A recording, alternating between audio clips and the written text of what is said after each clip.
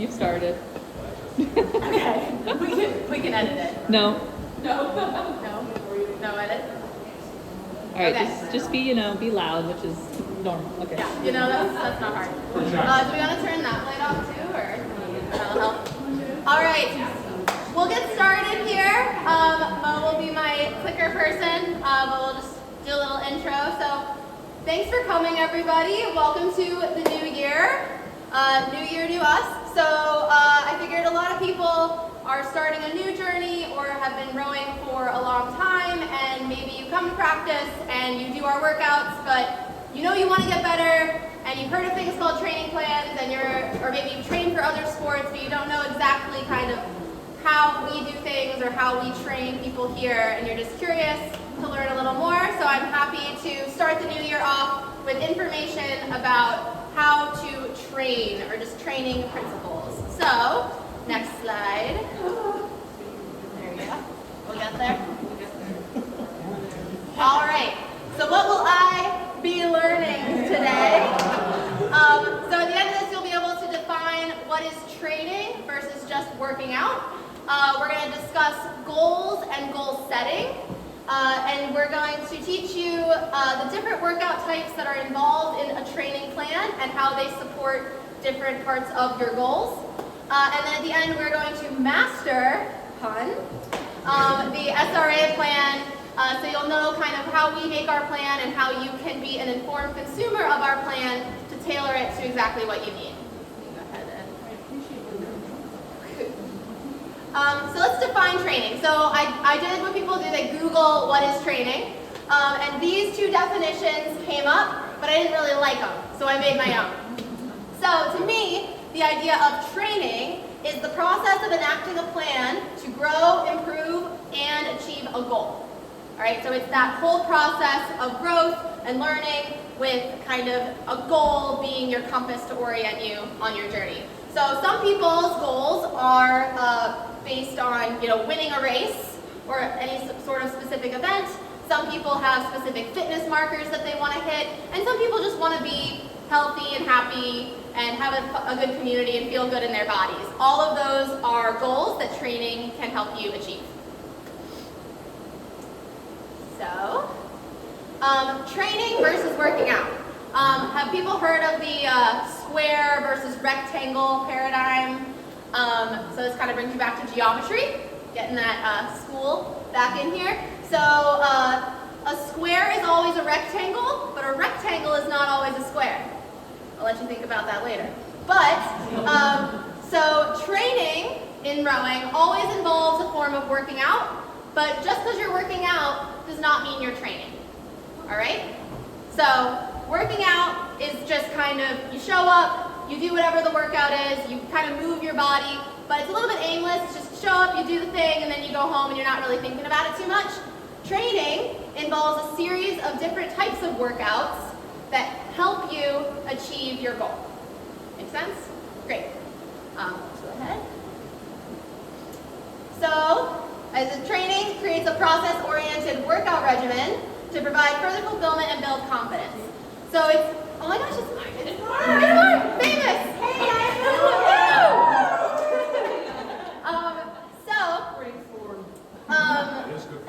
it is, yeah, it's great. So, training, some people are like, well, I don't really want to win a race, I don't really care about that. But for me, I always found that training, the process of seeing my growth and working towards something, even if it's a very small goal, just provides a lot of fulfillment and builds your confidence in your ability to do things and accomplish things. I see it, when I work with kids, I see that act and how they do that in sport. I really see it translate to how they feel about their success in the classroom, how they feel as adults.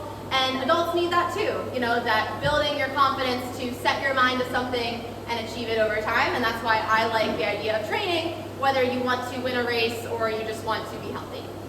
So, the main thing that kind of differentiates working out from training is those goals. So I'm sure at this point in your lives, you've all made goals and achieved them. You've done short-term goals and long-term goals, but kind of talking about how that applies to rowing and fitness. So I'm sure many of you have heard of the acronym SMART goals. that means that it's kind of like the gold standard of goals. So the most specific, the best kinds of goals are specific, measurable, achievable, relevant, and time-bound. SMART. Not to be confused with SMART but, which I talk about a lot. That's a different kind of SMART.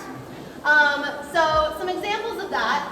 So the specific SMART goals are typically more performance-based in nature.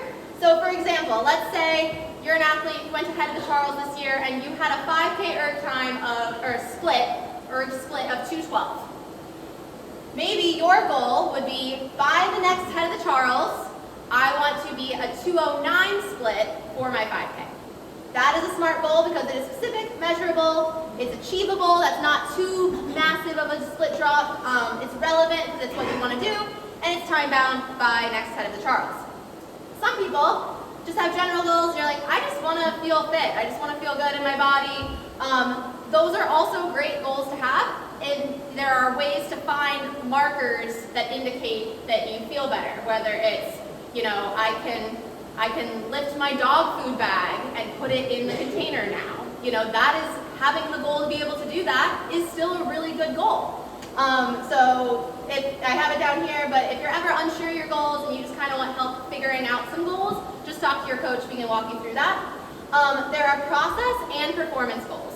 So performance goals often involve having a series of process goals as well. So if you want to hit that split, that's your performance goal. But if you want to say, I want to commit to coming to practice 3 days a week for the whole month of January, that's a process goal. That helps you achieve your performance goal, and some people just have process goals. That's also fine too. The more specific you get, the easier it is for us to guide you. So, we're good. All right, and again, I have down here an action. Talk to your coach to help refine your goals. So, this is kind of shows how we make programming at a club level. So, if you're working on your own, you can kind of tailor the program exactly to what you want it to be. We are creating our program on a program level. So, this is, again, we're going back to math, okay? We got an x-axis and a y-axis. So the x-axis is desired intensity of training. The y-axis is kind of the number of people in our program. And we have the whole spectrum here, but it is a bell curve. So we have very few people over here on this side where there's no goals at all. They want to show up and row a couple times a year and enjoy nature, and that's it. Then we have a few people over here who have very high-level goals, who desire really regimented training, want to track everything, have a goal, have an event in mind that they really want to succeed at. Most people fall in this range in the middle, where you want to feel improvement in skill and fitness, maybe go to a few races and feel good at that race, and kind of feel that kind of middle ground. And so that's kind of where we do the bulk of our programming, is based around this population. So that being said, just tap it. So that being said, program focus for us is to build general endurance, strength, and technical foundation in all of our rowers, but it is a little bit of a flexible design. So if you are on this end of the spectrum and you want more, you can do every day and maybe add a little bit before, add a little bit after, add a strength session on your own, kind of add and build and still have a really good experience and hit those goals. And you can pick and choose for a casual experience. You can say, this day is not really for me, that's not what I'm going for, I'll come a couple times a week, and then that'll be good. So it is built for flexibility.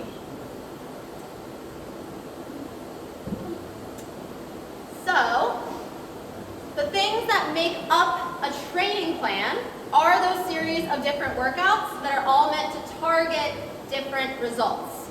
Okay? So all the different types of workouts are meant to do different things, and here are a few of the things that they can target. We can target recovery, kind of letting your body recover from hard work, kind of letting those muscle fibers heal. That's the type of workout that we would do. Improving how your body processes oxygen in your cells. Certain types of workouts actually help your body be more efficient at a cellular level. Back to biology, you gain more mitochondria, the powerhouse of the cell. Y'all remember that, maybe? You actually can gain mitochondria in your cells by doing certain types of workouts. So that's one of them. Another one is your ability to transport oxygen to the cells. So certain types of workouts kind of improve the mechanics of your heart and your lungs and your peripheral system to get the oxygen to those cells so it can be processed. Some workouts build your muscle fibers for more strength and power, and some increase your metabolism by kind of changing your body composition, make you more efficient at processing energy. So, how do we get, oh yes? I was wondering, is another one how to work your brain? Yeah. Push through? We'll get there too, yeah. Don't worry, I got you. A lot of it is, rowing is 100% mental and 100% physical. It's a 200% sport. So, but physiologically only, the way that we kind of dictate which type of workout you're doing and what zone you're in is based on a few different metrics. There is heart rate, you can use heart rate, you can use perceived effort, or you can use your pacing. The most accurate is kind of when you do a little bit of everything, when you kind of learn to understand your body in all three realms. Heart rate stuff, it's great, it's very specific, but I don't really like using formulas to tell you. It's based on what your maximum heart rate is, and that is different for everybody.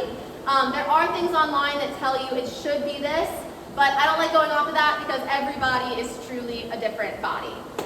So if you're able to get your maximum heart rate data, heart rate is a good indicator. Heart rate is also variable based on how hydrated you are, if you slept, if you're stressed out, if a good song comes on. There's a lot of things that really affect heart rate, so I like to use it in combination with these other things. And then with your splits, that's kind of why we do that fitness assessments every now and again, because the test kind of tells us what zones are appropriate for you for different things. But that being said, training informs testing and testing informs training. So you test, and okay, here are my zones, but you guys get faster, or you get sick, or stuff happens, right? So you kind of have to be a little bit flexible with that, and then by the time the next test comes around, you can look at your body of work and be like, okay, well here's kind of where I was for these workouts, which means my test should be roughly over here. Make sense? Good, so we'll go to the next slide. So, don't be overwhelmed. We're gonna look at this one at a time, okay? So this is the chart that kind of goes through all the different types of zones. So the first one, and I have different names for them up here because different programs call them different things, but they are the same. So the first zone up here, level 5, UT3, which is utilization, that UT, or zone 1. This is primarily for warm-up, cool-down, paddling and recovering between things. Very, very light. So the rate is 18 to 20, easy. You can have a full conversation. You're not sweating. And that's at your heart rate, 50 to 60% of your max, perceived effort, 1 to 3. And I have these splits here are based off of your 2K test or your 5K test. If you've done testing with us this winter, we didn't do a 2K. We did a 4-minute rate 24 and a 4K bird. And the way I kind of extrapolate your 2K is I average those two things. All right, most people are relatively similar there. If you have a big gap, it might be a little different. So that is level 5. Level 4 is UT2 to UT1. This is your, or zone 2, this is your steady state zone. This is kind of your longer duration. It's still pretty easy. You should be able to say, I'll do an example of what you should sound like when you are doing UT2. A little bit of exhale at the end of your sentence, but still able to have a conversation, right? That's kind of what your what that zone is, and that's 60 to 70% of your heart rate, effort 3 to 5. Here are the splits that you would kind of go off of your 5K and 2K. And the point of this workout is to develop oxygen utilization, burn fat, and improve efficiency. This is where we're working that cellular level. This is where we're getting those mitochondria. Your body is becoming more efficient at utilizing the oxygen that gets to those cells. We want to spend a bulk of our time kind of in this zone. Then we have L3, AT, which is aerobic threshold, or zone 3. That is between 22 and 28, with I'd say the bulk of it being between 24 and 26. That's kind of your bread and butter there. This is where you have broken sentences, couple tweaks at a time. You can say port or starboard, but you have to kind of, work through that. This is where you are sweating heavier, you have an elevated heart rate, but ideally you're not feeling any burn in your legs. Maybe like at the end of the piece, but you're not feeling that hard muscle burn. That's between 70 and 80% of your max heart rate, effort level 6 to 8. The point of this workout is to increase your aerobic capacity. So it's kind of pushing that ceiling. There's always that point at which, your body is flushing out the gunk at the same rate that it's producing the gunk, right? And this is where, and then kind of it switches over to where the gunk is too much to process, and that's when you start feeling that burn. The goal of this zone is to push that ceiling so that your body can do more before the gunk overload.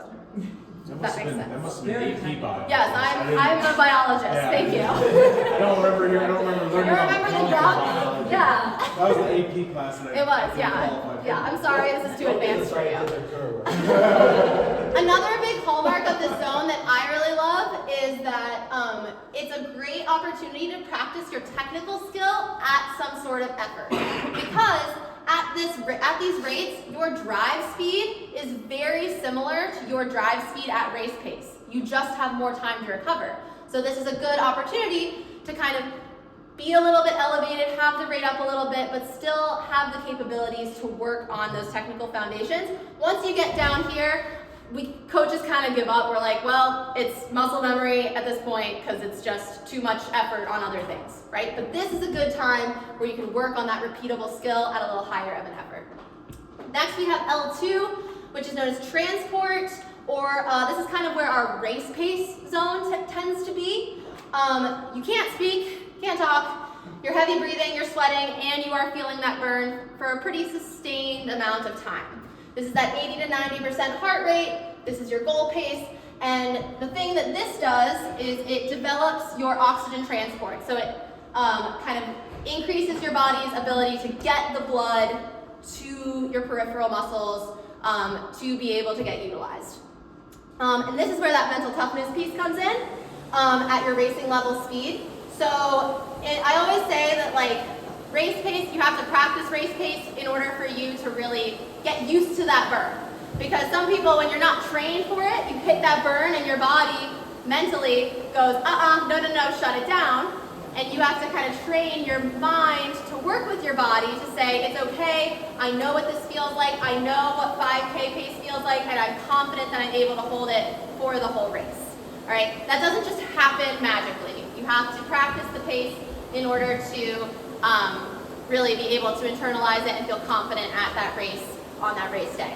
And the last one here is L1, that is anaerobic threshold or AFAP, as fast as possible, zone 5. This is above 32 strokes a minute. It's short, it's hard, it's as hard as you can go. You're kind of shocking your nervous system, so you might feel a little shaky after. Sometimes you don't sweat if you just do a couple of these because it's your body isn't even there. It's just getting kind of shocked.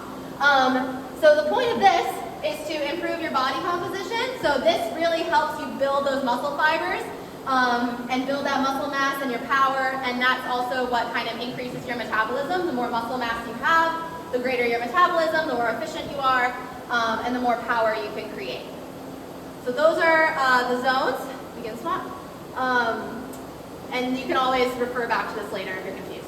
Another big important element of training is resistance training. Tons of benefits to resistance training. That is weights, that is bands, that is plyometrics. We have injury prevention. A lot of us sit all day, right? And your body gets used to being in these weird positions. Things get tight, things get underutilized. Doing resistance training kind of helps balance you out to make a healthier body. It also does improve that muscle mass, burns more fat, gets your bone density, maintains that bone density as you age. Having that extra load is really important to keeping that bone density. And power and functional strength. That is that ability to lift that dog food bag until you are 86 like Judith. I'm sure Judith could kick all of our butts. Shout out to Judith if you're here. So our recommendation is 1 to 2 or 3 sessions per week. Incorporating plyometrics, which is jumps. That's why we do those body weight circuits, get those jumps in.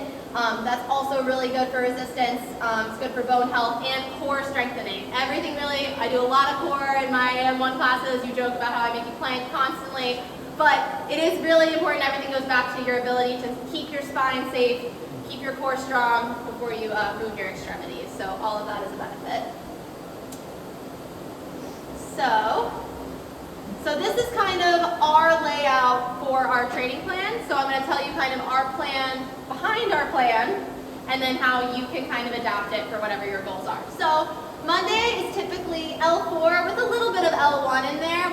We do stations. That's where we really work on our technical foundation. We get that L4 recovery, and then we usually have one station that involves a little bit of that burst, like that little bit of those short 20-second intervals, hit that L1. Tuesday is that L3, that aerobic threshold. That's where we're doing that 22 to 28. Wednesday is a recovery day, so we slow it down, we work on tech. Thursday is our hardest day of the week. That is when we're doing either L2 or maybe even pushing some L1. That's where we practice our race pace or above race pace day. Friday is kind of a mixed bag. It's kind of a makeup day. If you missed one of the practices that you want to do, or you can hit a recovery day. And Saturday is a mix. You know, we kind of gamify it. We have max meters. You kind of have different teams, different ways to get points. But it really is meant to be a flex day. So if you know, I hit a ton of race pace this week, I need to recover, I'm going to just do steady, nice and easy. Or if you're like, I missed a couple power workouts, I could really use a power workout, you use that day to kind of do that. And Sunday is on your own. I will say that recovery days are super, super important, especially as you age. So with aging comes, it takes longer for your body to recover. That's just part of it. So making sure that you do kind of superset and have a harder day followed by an easy day. Listen to your body. Make sure those easy days aren't too hard. Some of you guys steady state and I hear that fan really going. Like, the point of it is, I know you can go faster, but should you go faster? No, you should go slower. The point, some people, especially really high achieving people, are like, I could go faster, but you shouldn't. So that's where, make sure those recovery days are true recovery days. And then including lifting and resistance training is super important as well for all those things that we said. And you can do this with SRA or on your own. If you kind of can't make the times to do the lifting, talk to us. We can give you kind of our best advice outside of it as well. So, go ahead. So, making your program within hours. So, this is where, and this is again, this is for already pretty active, healthy population. If you know you have something else going on health-wise, or if you haven't worked out in 10 years and you're just getting back to things, or if you're kind of on one of the extreme ends of our bell curve, that's where you want to talk to a coach about more specific individual recommendations for you, or talk to your doctor if you have a bigger medical condition.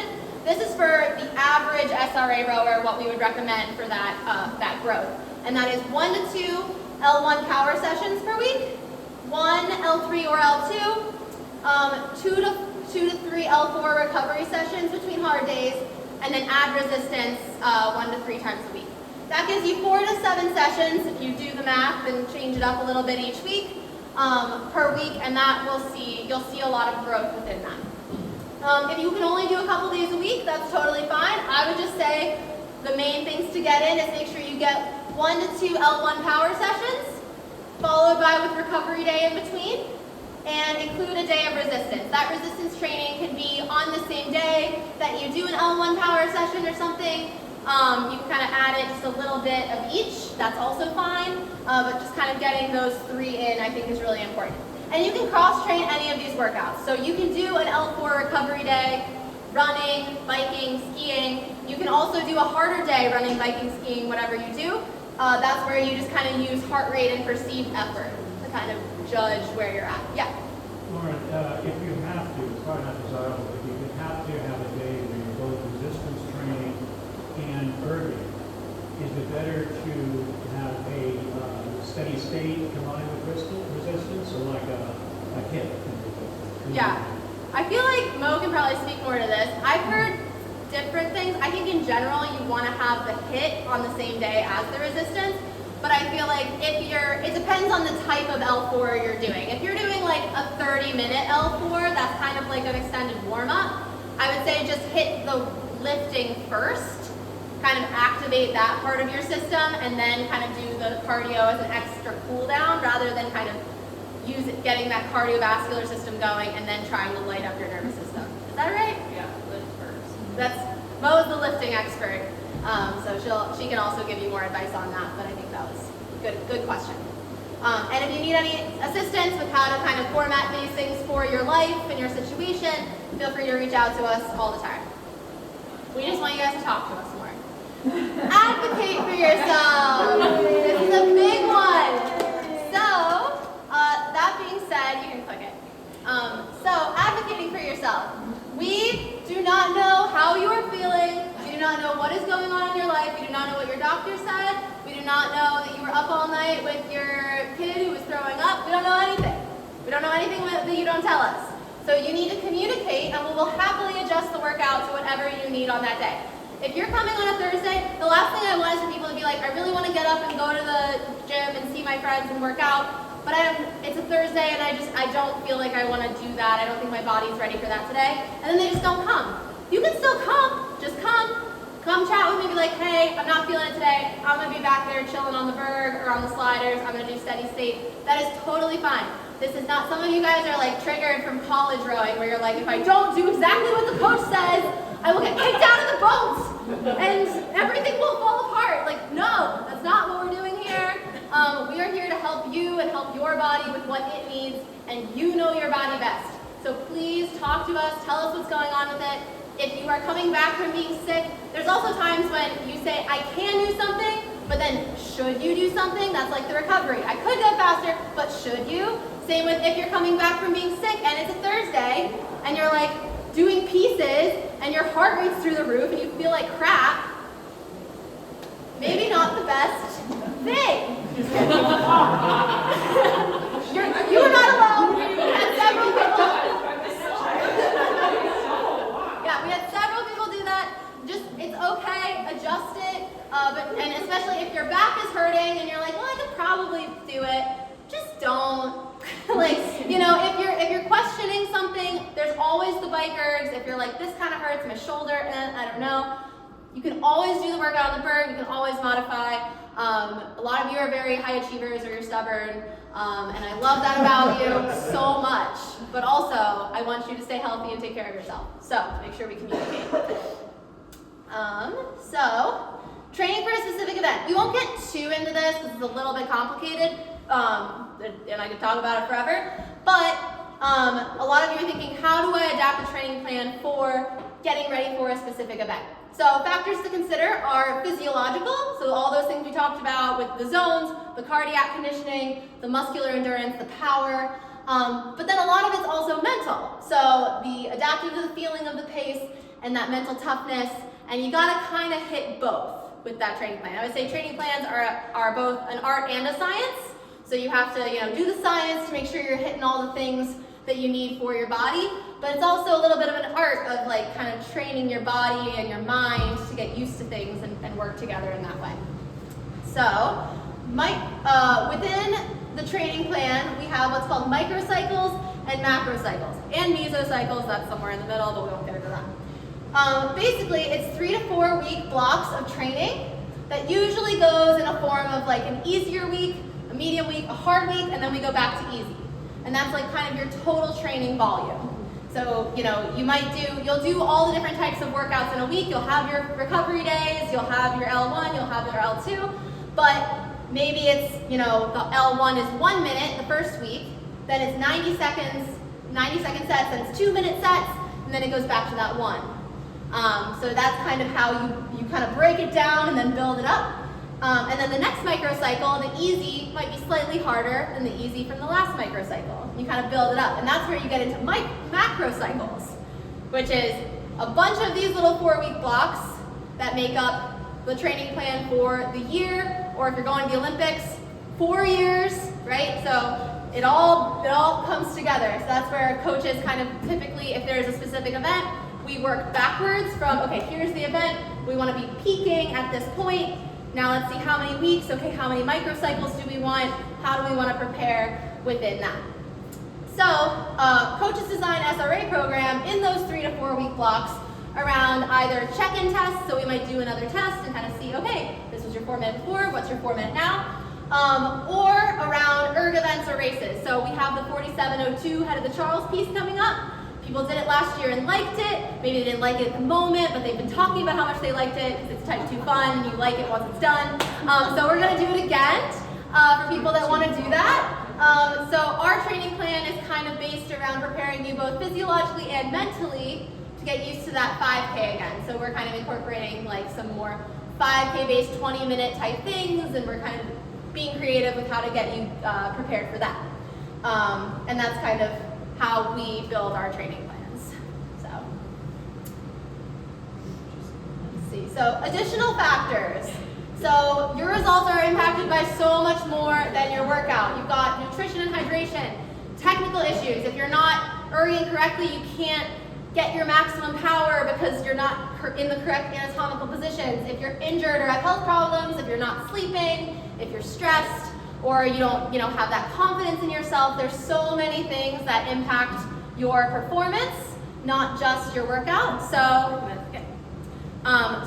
if you are in this area where you're doing all the right things and you're working out and you feel like you're just not improving, definitely talk to a coach. We can talk through some things. We can figure out, okay, what is your limiting factor here?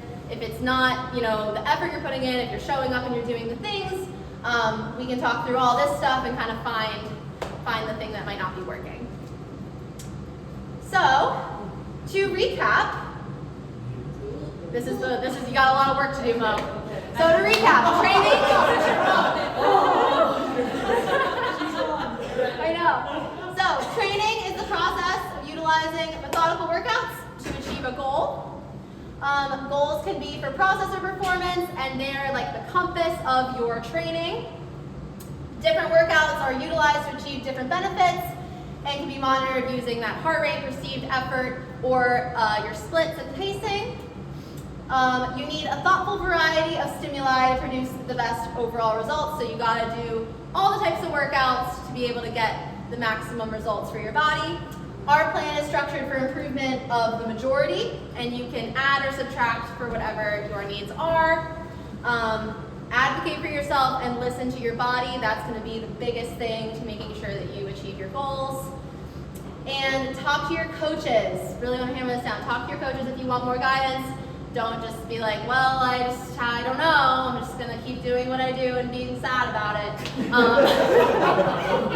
Talk to us. We love talking to you so much. Please talk to us. We will happily boss you around. That's my favorite thing to do. So yeah. Now's a good time. Any questions?